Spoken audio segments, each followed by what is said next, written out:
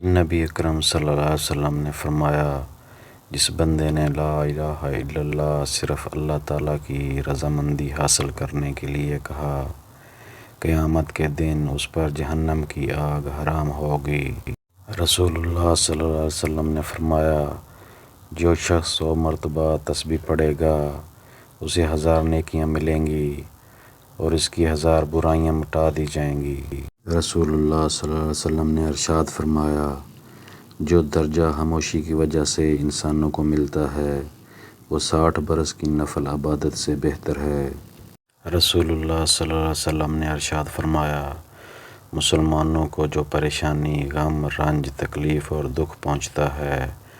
حتیٰ کہ اگر اس کو کوئی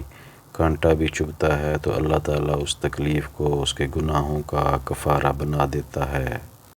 تم نجومی کے پاس نہ جایا کرو، قبروں کو سجدہ گاہ مت بناؤ،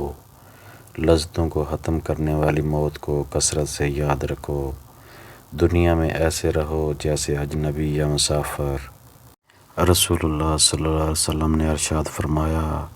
اللہ تعالیٰ فرماتا ہے کہ ابن آدم مجھے تکلیف پہنچاتا ہے،